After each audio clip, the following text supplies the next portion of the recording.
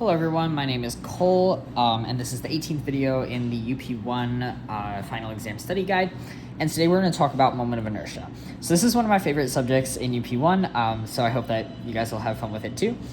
Last time we talked about rotational kinematics, which was this top part of the equation sheet, second page. And we talked about having these transformations from the translational world to the rotational world as far as variables. And the ones we came up with were these ones. We said that the distance, like the linear displacement, becomes an angular displacement, theta. Then we also said that linear velocity v became an angular velocity, omega. And finally, we said that a linear acceleration a became an angular acceleration alpha. And something that I didn't explicitly say, but I kind of implied when I wrote the equations in that last video, was that time doesn't have a transformation. Time stays the same from linear to rotational motion. And that makes sense because it shouldn't matter whether you're moving in a straight line or you're moving along an arc. The time elapsed, it's time. It's kind of stays the same. But there's one more unit that is very important in a lot of our equations that I haven't talked about, and that's mass, m. And in order to find a translation from the linear world to the rotational world for mass, we have to think about what mass represents and how that might translate to rotation. So mass is a measure of inertia. It's a measure of how hard it is to start something moving. So what that means in the linear world is how hard is it to start something moving in a straight line, right? So if I push on something that's really, really massive, that thing has a lot of inertia, and I'm not really going to be able to start accelerating it very much. So that's the linear definition of inertia, and it depends really only on the mass of the object. It depends on how heavy that object is, how strong is the gravitational force, like pushing it into the ground and opposing your motion. And so it might seem intuitive at first to say that, okay, the mass should also matter when we're talking about how easy or hard it is to rotate something, right? Because the heavier something is, the harder it is to rotate. But that's not actually the only thing that matters for rotational inertia. And to demonstrate this, I have a really fun thing that I like to show everyone that I do this with. And it's something that you can do at home yourself. And I encourage you to. And I'm going to use an umbrella. So what I have here is just a regular umbrella. It's closed.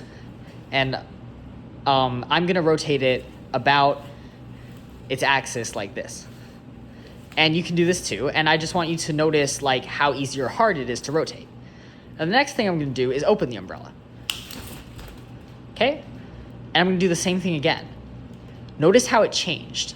Is it easier or harder to rotate? Well, it should be a lot harder, right? There's a lot more weight at the end of the umbrella that's pushing down on your wrist when you rotate to the side.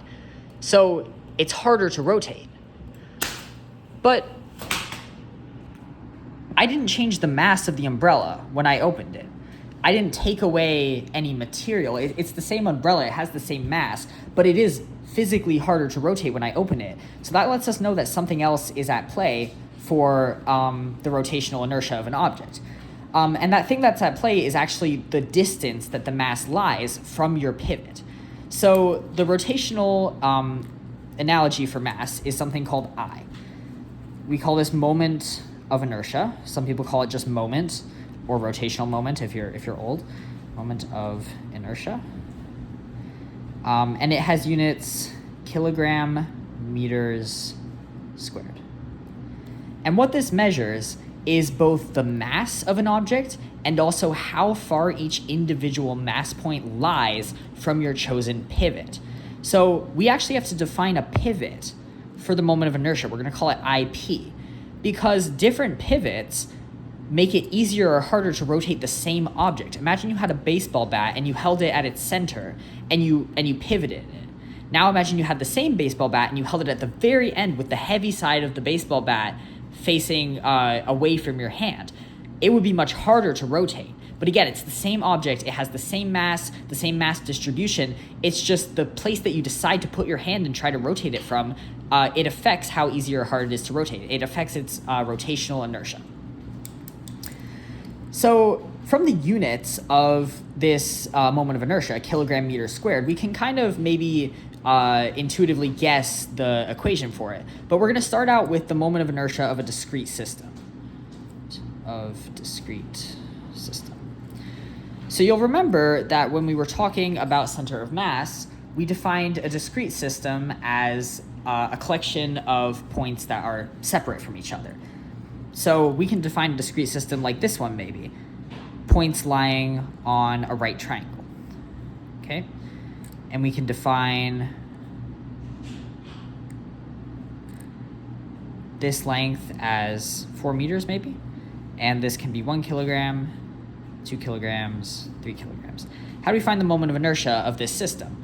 Well, we find it using the discrete particle definition of moment of inertia, which is that I is equal to the summation of I sub p, of mi/ri squared. So we're taking each mass point and we're multiplying it by the radius from the pivot to that mass point squared, right? R is the distance between m and p. And this tells us something really important.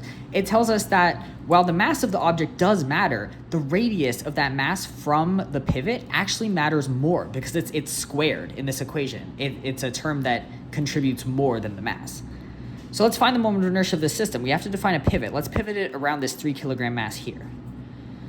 So then I sub p is going to be, let's start with the 3 kilogram mass, multiplied by the radius between the pivot and the 3 kilogram mass squared, but that distance is just 0 because the 3 kilogram mass is the pivot, plus the 1 kilogram mass times 4 meters squared, plus 2 kilograms, also times 4 meters.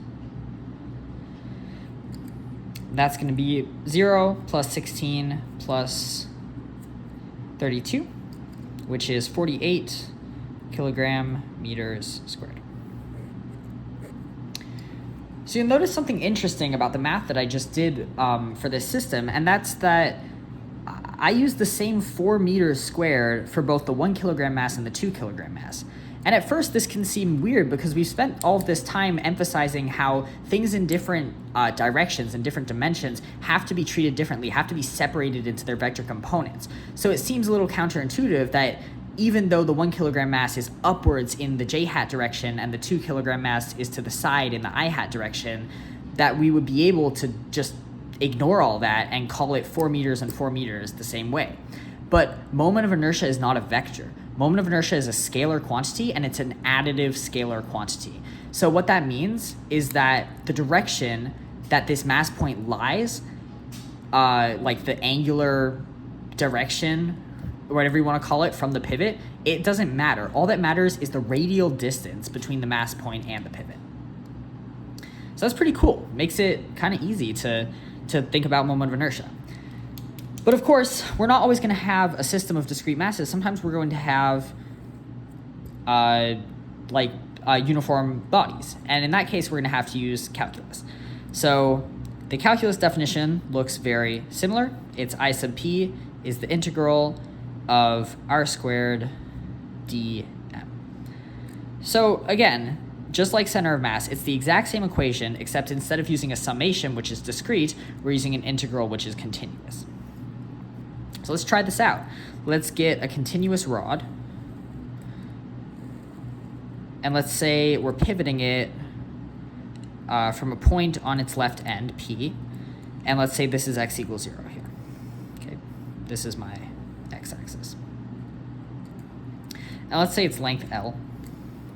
And let's give it some linear mass density. I'm going to say lambda is equal to, let's actually give it a number. Let's say 3 kilograms per meter. Okay. Can we find the moment of inertia of this rod? Yeah, well, sure. What's dm? Well, we went over this when we went over center of mass, but they actually rewrite it for you in the formula sheet. So they have moment of inertia for the discrete system, and they have this is the discrete system, and then this is the calculus version, and then they've rewritten these 3 rules here, which is that dm for 1 dimension is lambda dr, for 2 dimensions dm is sigma dA, and for 3 dimensions dm is rho dV. So we're working in one dimension here. We have a one-dimensional long thin rod. So dm is going to be equal to lambda dr. Well, dr is just dx because that's the dimension that we're in. So dm then is going to be 3 dx. Okay, and now all we have to deal with is r squared. But once again, just like center of mass, we've defined this axis for a reason. It's so that we can have it. We can have this variable that's changing with our infinitesimals. And so r is just x. So we get that I sub p is the integral of x squared 3 times 3 dx, or the integral of 3x squared dx. And if we integrate this, this becomes x cubed from, well, what are our bounds? Well, we want the whole rod, so we better integrate from x equals 0 to x equals L. So this is L to the third. Okay. So this looks weird right now because we want moment of inertia in kilogram meters squared, and this looks a lot like meters cubed. So what's the deal? Well, the deal here is that this 3 is not unitless. We just kind of acted like it was unitless here. It's not. 3 is in kilograms per meter. So when we integrate it and divide it by the 3 of the exponent, we get 3 over 3, so that's a 1, but the units of the 1 are still kilograms per meter. Okay? So we have 1 kilogram per meter times L cubed. Okay?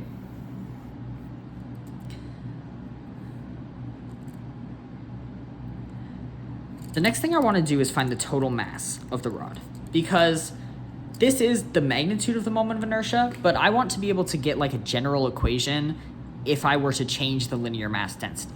So to find the total mass of the rod, I'm going to just use the fundamental theorem of calculus, which is that the integral of a derivative is equal to the thing itself.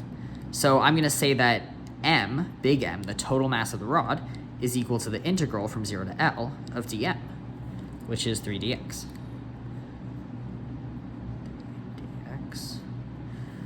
So we get 3L. Okay. If that's the total mass of the rod, and this is the moment of inertia of the rod, this is I and this is M, how do I get I in terms of just M and L? Well, I'm going to divide.